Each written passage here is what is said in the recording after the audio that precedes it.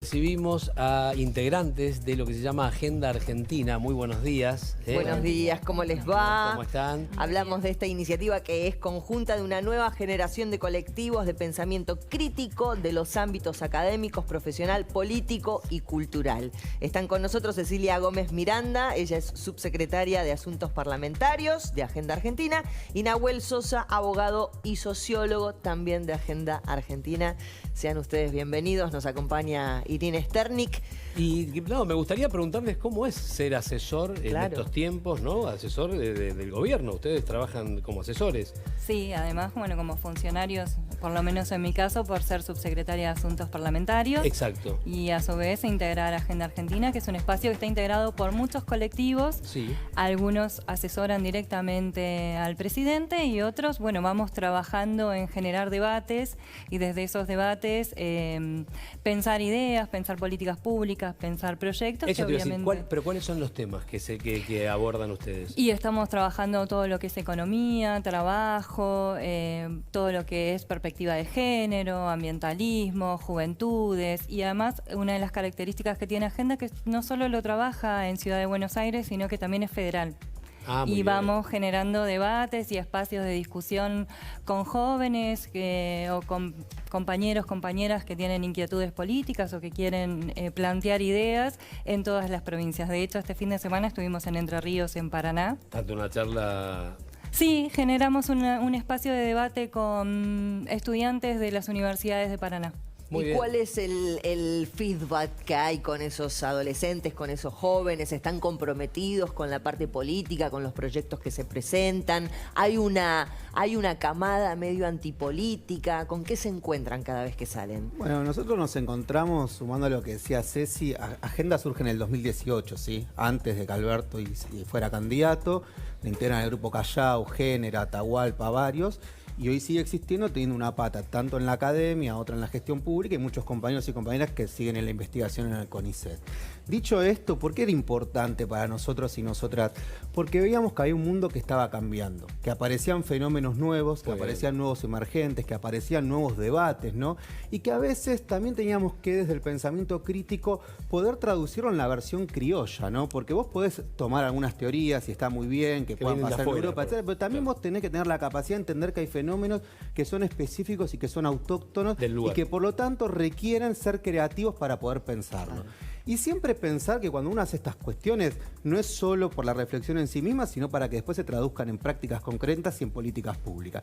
Con la pandemia todo esto se agudiza más, porque vos mirá, todo aparece el derecho a la desconexión, aparece la agenda verde, lo vimos con los carpinchos, es decir, está acá nomás la idea de un mundo, ¿qué mundo queremos pospandemia? Por eso, aparece, lo de ustedes, perdóname, lo de ustedes sería adelantarse con el pensamiento a después poder aplicar políticas públicas y privadas. Claramente, tratar de discutir el futuro como un derecho, no el futuro como la incertidumbre, que es lo que muchas veces plantea el neoliberalismo. Porque si yo pienso que el futuro es la incertidumbre, parece que están los que se adaptan y los que no se adaptan. Sí. Entonces, que la culpa está en los que no se adaptan. Nosotros creemos que el futuro es un derecho. Entonces, queremos discutir cómo hacemos que la salida de la pandemia no sea con más discursos de odio y mayor concentración de las élites, sino que la salida de la pandemia sea con más derecho, con más igualdad. La pandemia, viste, nos puso como en un espejo, viste, te dijo, vos como sociedad sos esto. Y a la pregunta que me hacía la colega, ¿qué vemos? Sí vemos, no vemos que haya apatía política en las juventudes. Lo que sí vemos es que hay un crecimiento de radicalización de las derechas en todo el mundo. Lo vimos con Trump, lo vimos con Bolsonaro, lo vemos con Vox en España.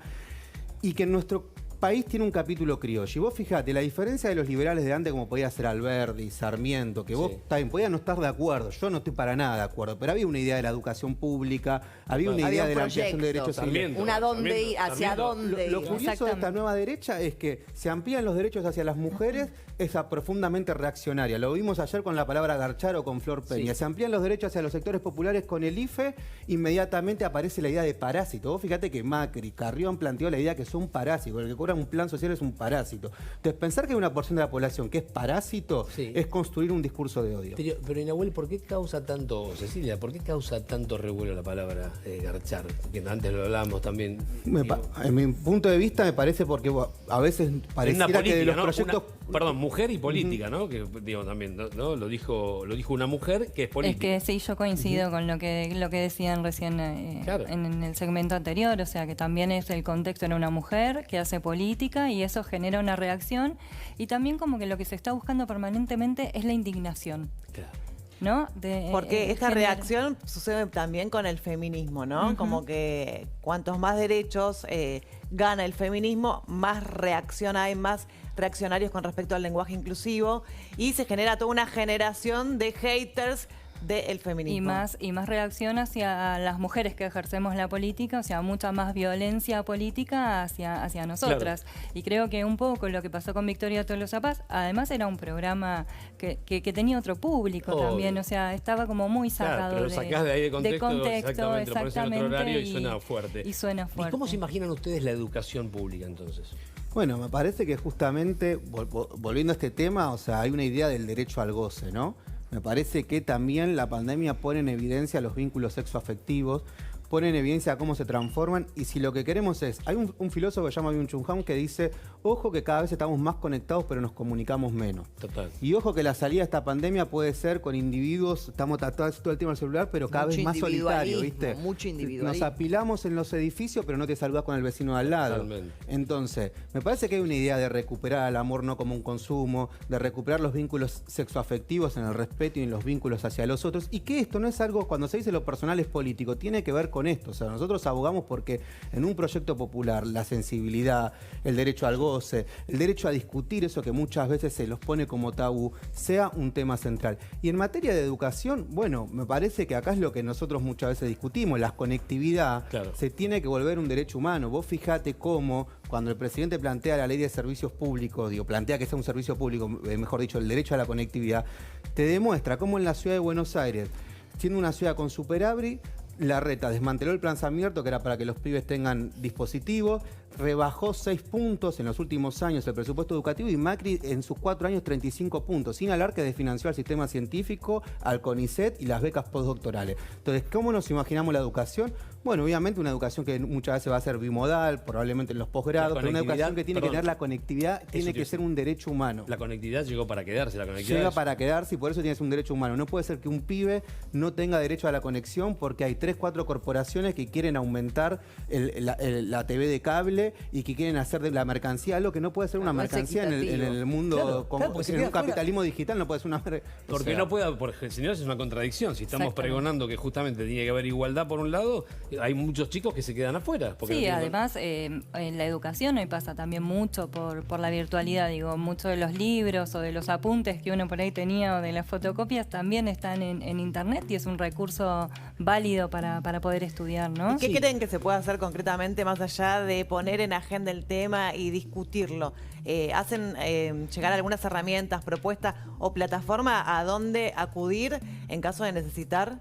Sí, exactamente. Y además el ENACOM tiene toda una serie de programas para acercar la conectividad y también para que la tarifa sea mucho más barata, digamos. Hubo y hay políticas en ese sentido. Lo que hay que hacer es extenderla. O sea, nuestra Argentina es un país hermoso y muy grande, entonces es llegar absolutamente a todos los pueblos y a todas las localidades. Sí, el tema ¿no? es, Cecilia, digo, y perdón, Nahuel, digo, el tema es cómo llegar a eso para que no quede simplemente, viste, como una cosa de campaña política y que se logre con mucha información. Porque hay muchos intereses privados, como lo que estabas diciendo, digo, que es jodida la pulseada, digo, ¿no? Sí, entonces, digo, además saber es poder, estar informado y conocer que existen programas, que existen las posibilidades, también es esto, ¿no? Es poder llegar a todos. Y ahí hay algo que es clave, me parece, que nosotros, partimos de una base. Tenemos el plan Conectar que había hecho Cristina, que fue reconocido por la ONU. Tenemos ahora el plan Juan Manso, que está haciendo el Ministerio.